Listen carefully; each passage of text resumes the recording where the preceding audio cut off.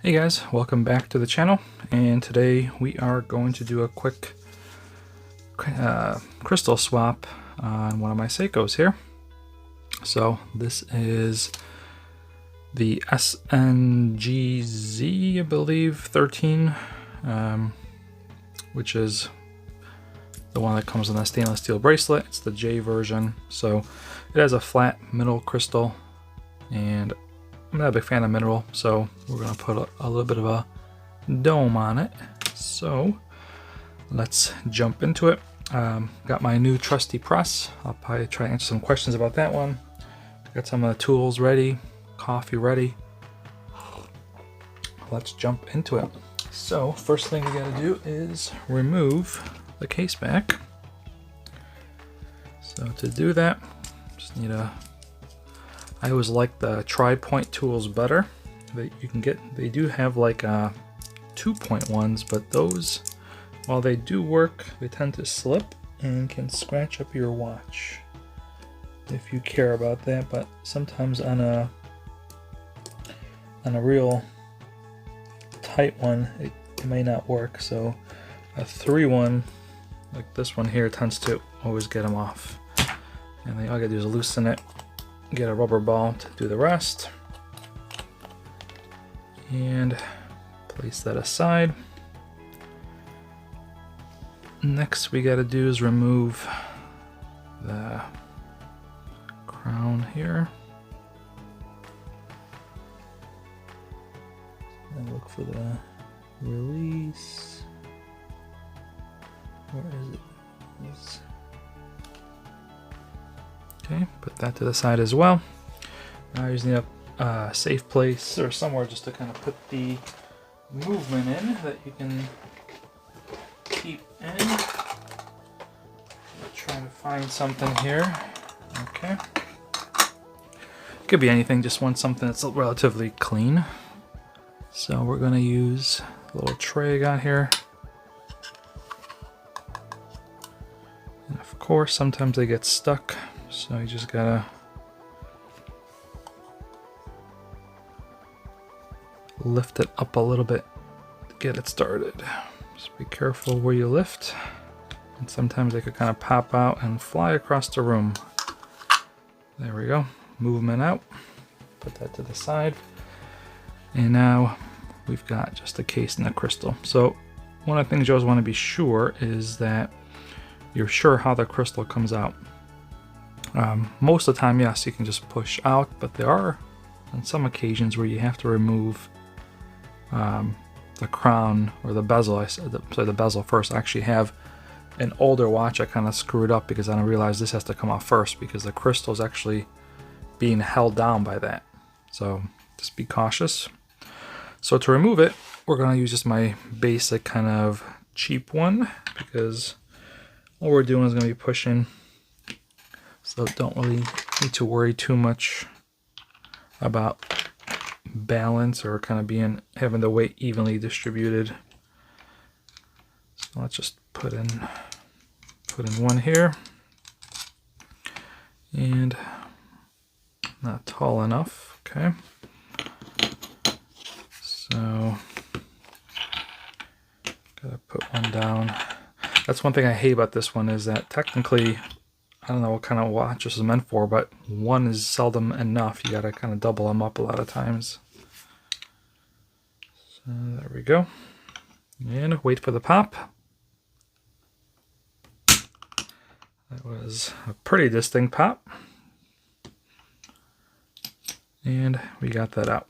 So we're good there. Next, we're gonna glove up, or I guess finger up, if that's the proper way of saying it, just to kind of minimize any potential fingerprints on the crystal, because it can be a pain in the ass to get them off. This is a cheap crystal. It does not even come in any kind of, like, you know, paper wrapping. So I'm gonna look it over to see how really clean it really is, because it's always much easier to clean when you're holding it like this than once it's already inside. So I'm still gonna give it a quick polish just to kind of make sure it's completely clean. I think I got this crystal on eBay for like, I don't know, $25 maybe, something like that. It was one of the cheaper sapphire ones. Okay. As clean as we're gonna get it. And a little dust spray certainly always helps. Okay, so we're just gonna place this on top like that. And now we're gonna get our new press. So, gotta first figure out the size. I think this one should do. Okay, so this is a metal with a nylon insert.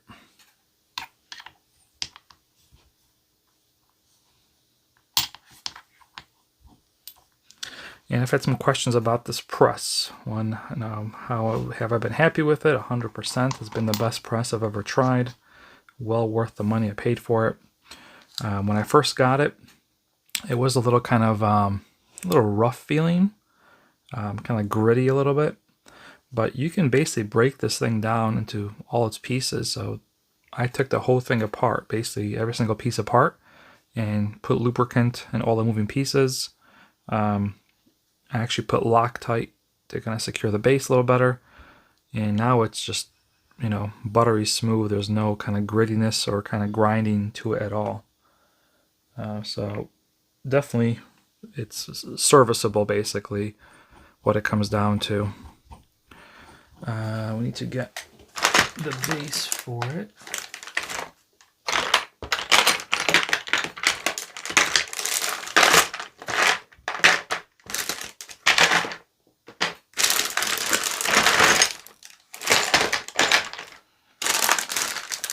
Sorry for the noise, trying to figure out where the... Okay, need something to kind of... Alright, so we're going to get it to its highest height.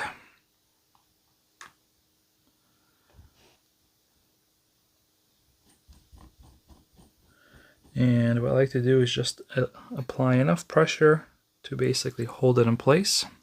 And that allows you to kind of look, you know, hold it like this. You know, I don't like the base plate. It's at the bottom. Alright, we're going to start over.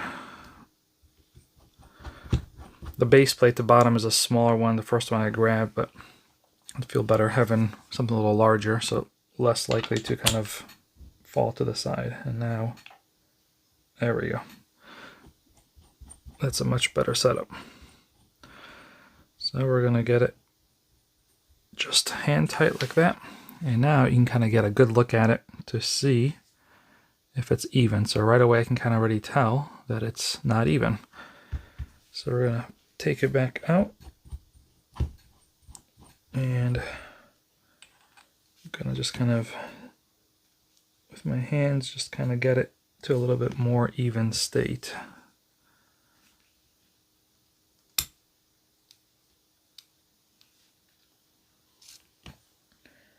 And this is probably the most critical part, because if you don't put it even, you risk messing up your gasket, and then you're kind of SOL, because unless you have spare gaskets on hand, you're going to have to order a new one and wait, and just better to make sure that you get it nice and even.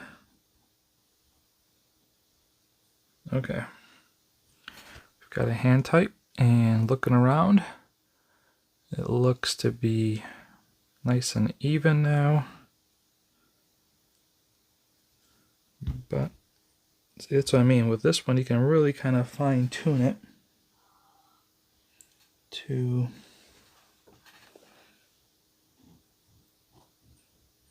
okay. What I'm checking is make sure that the nylon press has even contact all around. See? So that's really what I like about this watch press, is that you can really lock it in perfectly.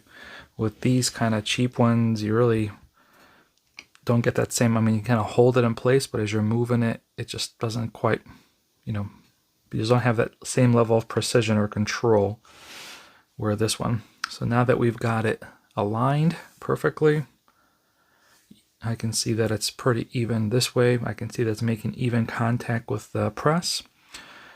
Now we just give it a couple of smooth churns and you are good to go. So we're gonna turn until you don't hear a pop when you turn it, so you kind of have to go by feel.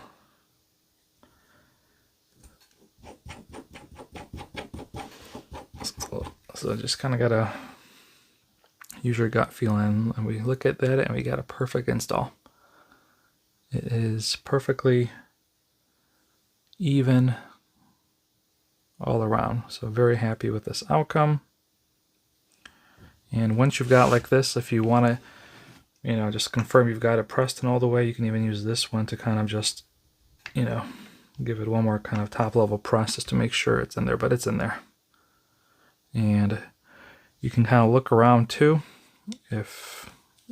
Usually if you bend the gasket, you would kind of see it in the corners, so you can kind of look in the corners, see if you see like a piece of, you know, gasket being pinched. That's when you know you've kind of ruined your gasket, but not seeing that. Let me remove this sticker. And we are good to go. You know, I can't remember if this was AR coated. I can't remember if I got that. Let me just double check real fast to see if this is a AR coated one, because I'm not really seeing it, but then I am indoors.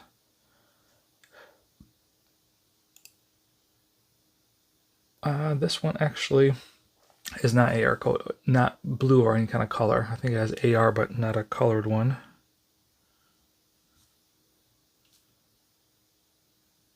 Something just fall. Okay, well, it's just been dust. Okay, so we are good to go. Now you want to clean it. Make sure that you've got all the dust out. And I can see some dust on the inside. So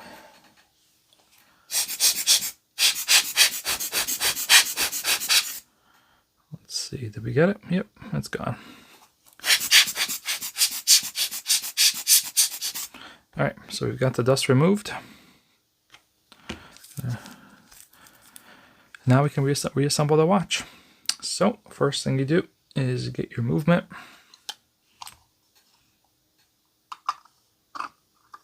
Okay, again, keeping this, you want to just give it kind of some light puffs of air to remove any dust. And go ahead and just set it right over. Flip it back. Using your tool, you kind of want to help it back and kind of get it reseated.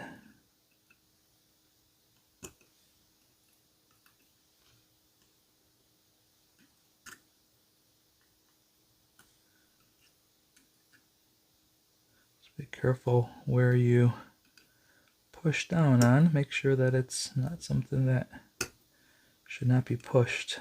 There we go. So once you've got it reseated, you can go ahead and get your stem back in.